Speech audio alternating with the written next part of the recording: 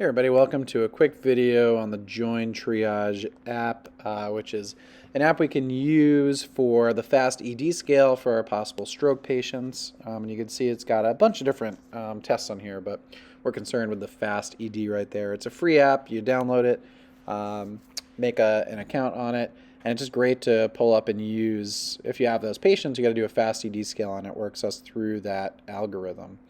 And so you can see this is on my iPad, but you can download it right to your phone, and it's on your home screen here. So to get started, you're going to click on the Fast ED, and it's going to ask you the first question: is the patient on any blood thinners?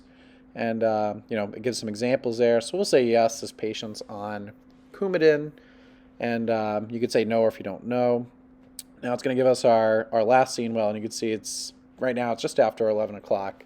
So I could choose that. But let's say they just ate breakfast, they were seen, and you're going to hit that arrow. You could hit unknown if you don't know. And it reminds us 24 hours for our last known well.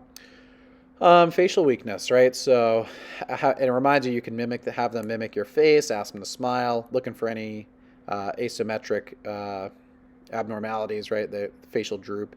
And let's click abnormal.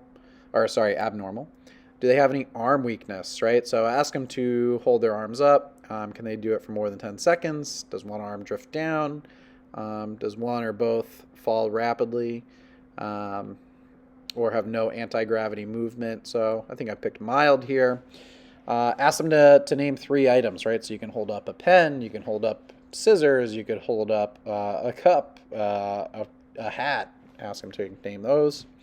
And let's say they're normal. Then you can ask them to show 2 fingers, right? Hey, show me 2 fingers, and either normal or abnormal. So maybe they don't understand, maybe they can't do it, we'll hit abnormal. And then does the patient have any gaze deviation? So you're going to have them follow your finger, and it reminds you can maybe have them follow your face too, but move your finger back and forth, have them look at that, and it's either going to be normal, where they could do it, gaze preference, maybe they have some difficulty when moving to either the left or the right side, one way or another. And then that forced deviation, right, where the eyes are deviated to one side and they cannot move to the other side, so they can't follow your finger. And you can choose based on that. So we'll pick gaze preference here in the middle, and you can see now it's calculating a fast ED score of 4.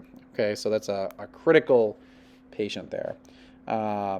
Is what it describes. Large vessel occlusion probability, 60 to 85%.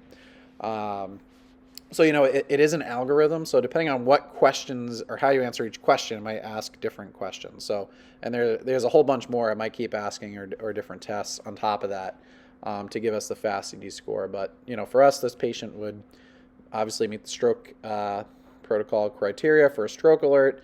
If you need it, it's got a map down there you can click to list the closest stroke centers if you're unaware. And they pop up on a map there, which is pretty cool. And you can see I'm at work here in Burlington, so Leahy's right down the street. But you could scroll around and refresh if you're not sure where you're going or where it is. But overall, it's a pretty cool little app if you don't have it to help quickly get through the algorithms and the question for the fast ED.